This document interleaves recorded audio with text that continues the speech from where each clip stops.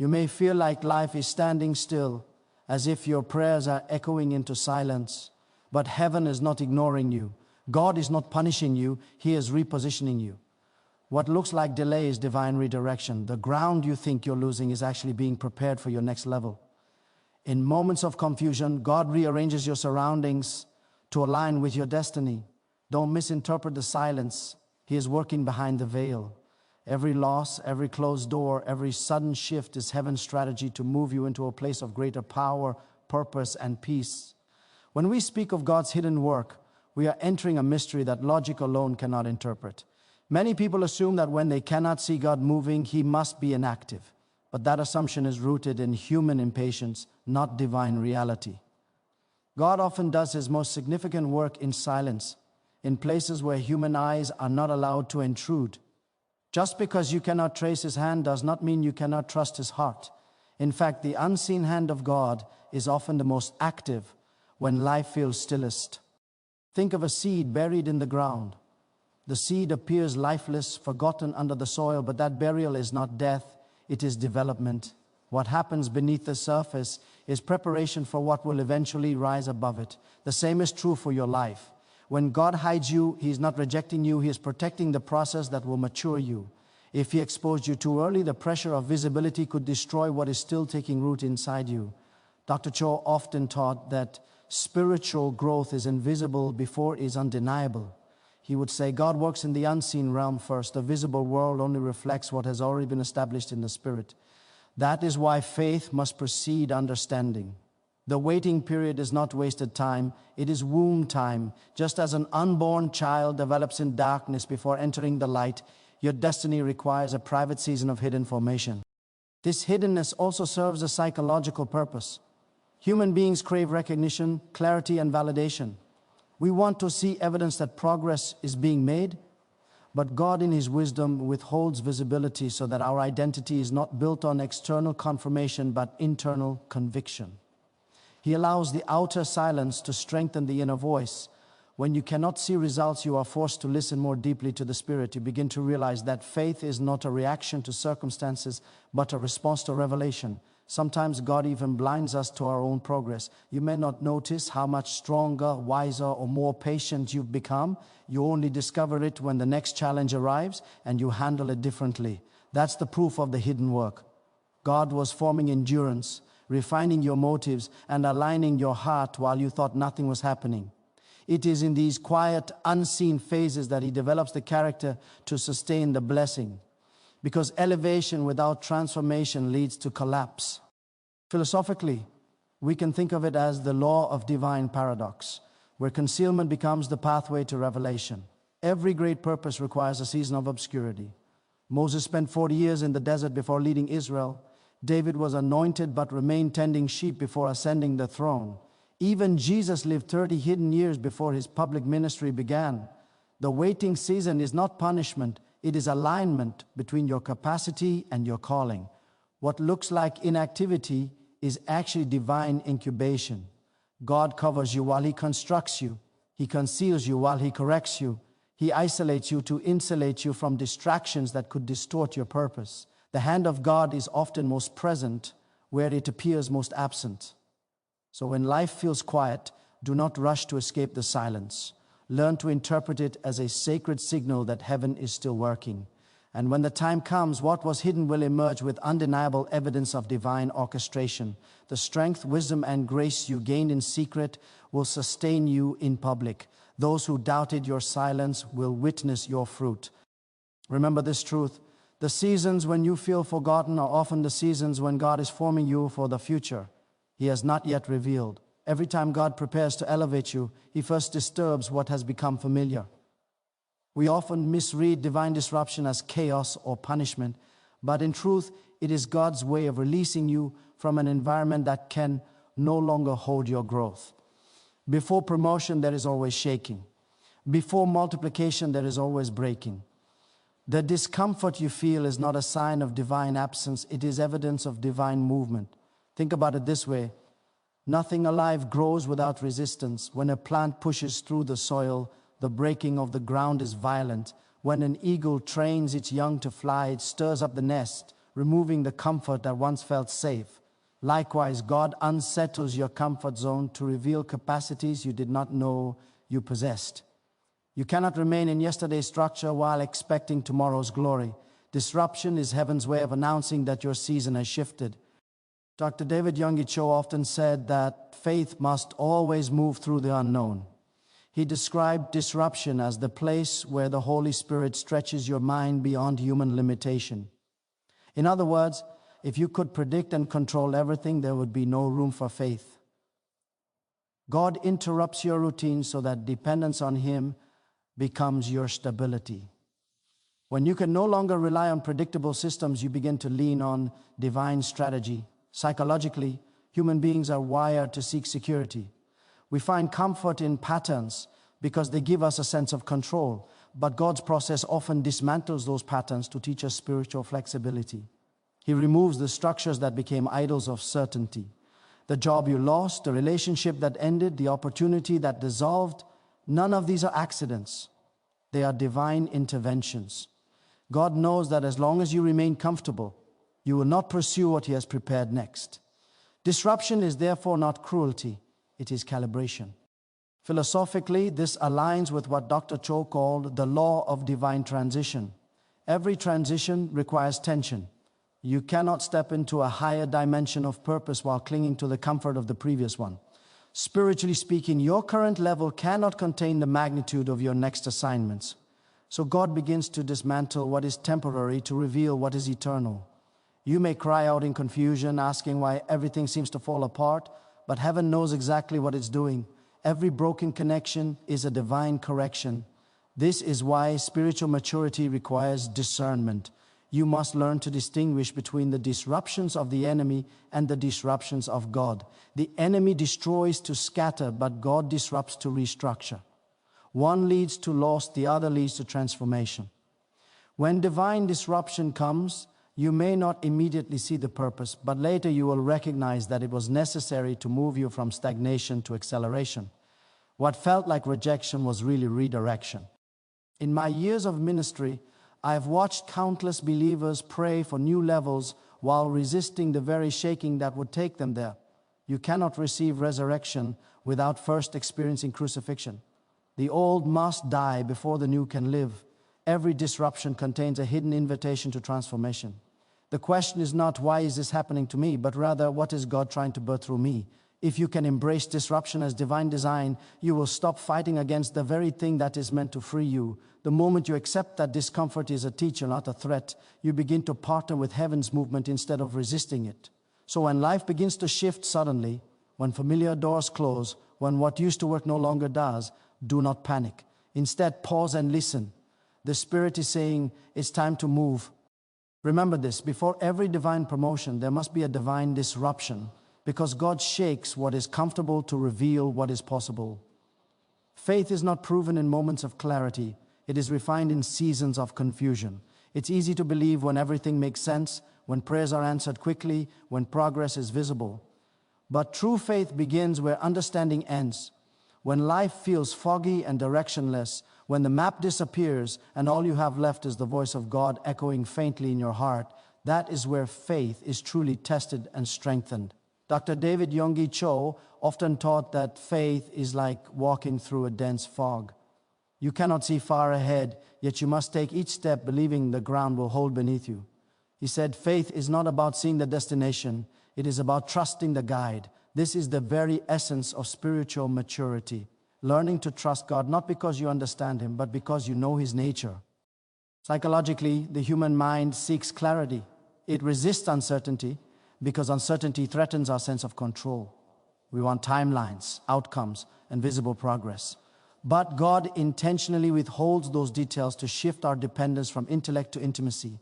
He knows that if we could see everything clearly, we would no longer need faith. Faith is the training ground for trust. It stretches the soul beyond reasoning and invites it into revelation. When you are walking through a foggy season, your senses are heightened. You listen more closely. You become more sensitive to subtle directions. That's the secret purpose of divine obscurity, to make you more attentive to the Spirit's voice. God speaks most clearly when everything else goes silent. He removes the noise of certainty so that your spirit can be fine-tuned to divine frequency. In those seasons, faith becomes less about outcomes and more about alignment. It's no longer about getting what you want, but becoming who you're called to be. You begin to realize that God is not trying to prove His power to you. He's trying to develop His character in you. Faith is not a bridge to blessings. It is a crucible where your motives, patience, and trust are purified. Dr. Cho once said that faith requires imagination sanctified by the Spirit. It's the ability to visualize God's promise even when nothing around you supports it. Abraham had that kind of faith. He left his homeland without knowing where he was going, simply trusting a voice that promised something better. Faith is the courage to move forward without all the answers. It is the ability to say, I don't know what God is doing, but I know He's doing something good. Philosophically, this type of faith dismantles the illusion of control. It replaces the question why with who. Not why is this happening, but who is with me in it. Faith does not eliminate uncertainty. It transforms it into opportunity for intimacy. It teaches the believer to see darkness not as punishment, but as a classroom for deeper revelation. The fog may obscure the path, but it never confuses the guide. When God leads you through uncertainty, He is not being cruel. He is training your spirit to move by instinct rather than sight. You begin to develop spiritual reflexes that respond to divine prompting rather than human logic. And as those reflexes grow, you start realizing that the fog is not your enemy, it is your formation. So if you find yourself in a season where you can't see what's next, don't rush to escape it. Learn to walk slowly, one obedient step at a time. God's guidance often comes in whispers, not lightning bolts. Your responsibility is not to know everything, but to trust completely. Never forget this. Faith is not the absence of fear or confusion. It is the decision to keep walking when nothing around you makes sense, trusting that the God who began the journey will safely lead you through the fog.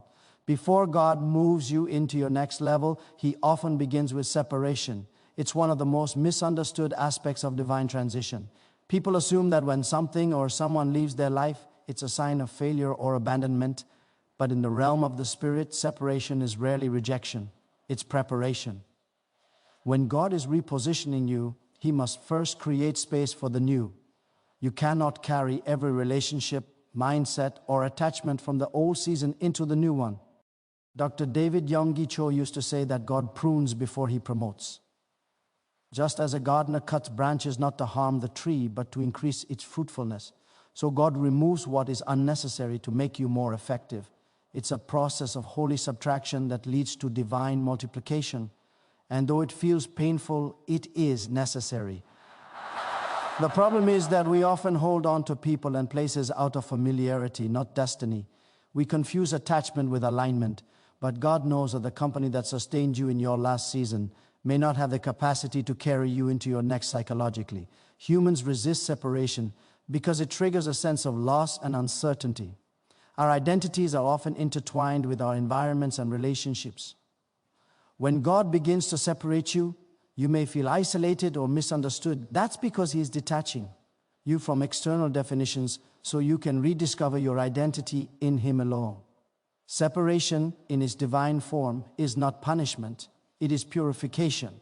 It cleanses you from dependencies that limit your growth. You see, there are people assigned to your history and others assigned to your destiny. God in His wisdom knows the difference even when you don't.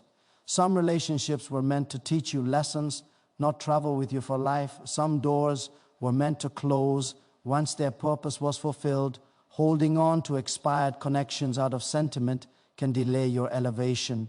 God loves you too much to let you stay surrounded by what no longer serves your calling. Dr. Cho often explained that separation precedes revelation. When God calls you higher, He also calls you away. Abraham had to leave his country and family to see what God had prepared. Moses had to leave Pharaoh's palace to meet God in the desert. Even Jesus withdrew from the crowds to commune with the Father. Separation is not just about losing something external, it's about gaining spiritual clarity. The noise of the familiar must fade before you can hear the voice of destiny clearly. Philosophically, divine separation reflects a higher law that growth always requires distinction. A seed must separate from the plant before it can create new life. Likewise, you must separate from what you were to become what you are called to be. This principle is both spiritual and psychological. Transformation cannot occur without detachment from the old form. The pain of separation is the proof that something new is being born. When you are in that season, it may feel lonely, but loneliness is often the birthplace of revelation. God isolates you not to abandon you, but to anoint you. It is in solitude that you receive new instruction, new insight, and new strength. The absence of familiar voices allows the presence of God to become unmistakably clear. You begin to realize that separation was never about losing people. It was about finding your purpose. So if certain doors are closing, if certain people are drifting away, don't chase what God is trying to release. Let go gracefully. You're not being punished, you're being positioned. The pruning is proof that fruit is coming. The cutting back is the sign that growth is near. Remember this truth. Before God accelerates your destiny, He will separate you from what cannot go with you, because every elevation requires purification before manifestation. One of the greatest shifts in the spiritual journey happens when your perspective is reversed, when you stop seeing through the narrow lens of loss and begin interpreting life through the eyes of divine purpose. What you once called failure begins to reveal itself as formation. What seemed like a delay unfolds as design. This reversal of perception is not something the mind can achieve on its own. It is a revelation produced by the Spirit. When you begin to see as God sees, the entire meaning of your experience changes. Dr. David Yonggi Cho often said, "Vision determines victory." He understood that faith is not just believing in God's power, it is seeing reality through His perspective. Many believers lose hope not because God failed them, but because they misread what He was doing. The moment you label a divine delay as a defeat, you rob yourself of the lesson hidden within it. God's process is never punishment, it's precision. He orchestrates even the most chaotic moments to serve a greater invisible purpose. Psychologically, this shift in perception is profound.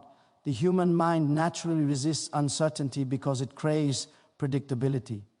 When plans collapse, we default to fear-based thinking, assuming something has gone wrong. But faith rewires that reflex. It teaches the mind to interpret apparent setbacks as sacred setups. In every disappointment lies a disguised appointment. The loss that seemed senseless becomes the soil where endurance and discernment grow. God never wastes pain, He repurposes it. Philosophically, this reversal mirrors what Dr. Cho described as the law of divine paradox. In the kingdom of God, the principles often appear inverted. The last becomes first, loss leads to gain, and weakness births strength. The cross itself is the ultimate expression of this truth. What looked like total defeat became the greatest victory in history. The same principle governs your personal journey. The seasons that break you are the ones that make you. The darkness that blinds you becomes the womb of revelation. When God allows delay, it is not because He has forgotten your promise. He is aligning circumstances, refining motives, and deepening your roots. The waiting season is where perspective matures. It's where faith learns to see beyond the visible. And once your eyes are trained to see purpose in pain, you can no longer be shaken by temporary circumstances. You realize that not every closed door is an obstacle. Some are shields. Not every loss is subtraction. Some are divine redirection, saving you from future destruction. Dr. Cho used to remind his congregation that the mind filled with faith transforms reality. That's not just a spiritual concept, it's a psychological truth. When faith reorients your perception, you begin to notice God's fingerprints on everything, even in the areas that once caused tears. The loss of a job becomes the path to a greater calling. The end of a relationship opens space for inner healing. The unanswered prayer exposes a deeper need that only God could satisfy. When your eyes of faith open, nothing is wasted. To see life through the eyes of divine purpose is to live above frustration. It doesn't mean ignoring pain, it means interpreting it correctly. Once your perspective shifts, peace follows, because you understand that every detail is under divine orchestration. You no longer ask, why did this happen to me? But instead, what is God building through this? That change in question marks the birth of spiritual maturity. And so I say to you, stop calling your detour a dead end. Stop labeling your process as punishment. What you thought was a breakdown may actually be a breakthrough in disguise. The heavens often hide blessings inside contradictions, so that only faith can discover them. Remember this timeless truth: when you see as God sees, everything changes, because what looks like loss to man is often promotion in disguise to heaven. There comes a moment after the hidden work, the disruptions, the separations, and the long walk through the fog, when the season begins to shift, quietly at first, then unmistakably. You sense it not with your eyes, but with your spirit. The weight that once pressed you begins to lift. What was confusing now starts to make sense. This is the unveiling. It's the moment when God begins to reveal what He's been preparing all along, when divine timing and human obedience finally intersect. Dr. David Yonggi Cho often said that God never wastes a preparation season. Every unseen struggle, every delayed prayer, every act of obedience in obscurity becomes a seed for revelation. When the time comes, God does not need to explain Himself. He simply reveals the fruit of what He has been forming. The unveiling is not just a moment of manifestation, it's a moment of recognition. You begin to realize that nothing was wasted. Every tear watered the ground for this season. Every delay carved the space for divine alignment. Philosophically, this unveiling represents the completion of divine process. God never begins a work He does not intend to finish, but He also never unveils a person prematurely. Just as the sun rises gradually, not abruptly, God reveals your next level in stages, because full light before proper maturity can destroy what it was meant to nurture. This is why He waits until your heart is stable, your motives purified, and your vision aligned with His purpose. When unveiling comes, it comes with peace, not pressure. Psychologically, the unveiling season carries a new kind of responsibility. Many people pray for visibility without realizing that exposure without formation leads to collapse. The quiet years were your training ground. The pain taught you discernment. The silence taught you patience. The separations taught you focus. God unveils you not to impress the world, but to impact it. Visibility is not reward, it's assignment. What once felt like delay was really divine strategy, ensuring that when He presents you, you're not just ready to shine, but ready to endure. When the unveiling begins, favor often finds you effortlessly. The doors that refuse to open suddenly swing wide. People who never noticed you before begin to seek your wisdom or partnership. But even then, you must remember that it's not your doing, it's divine timing. The season you are walking into was written long before you were born. You are not stepping into luck, you are stepping into prophecy fulfilled. What you called waiting was really synchronization with heaven's calendar. Dr. Cho used to say, when your spirit and God's timing meet, miracles become natural. That's what the unveiling feels like, a flow instead of a fight. Things align, resources appear. Peace follows you. You realize that all the resistance you once faced was simply proof that something holy was in the making.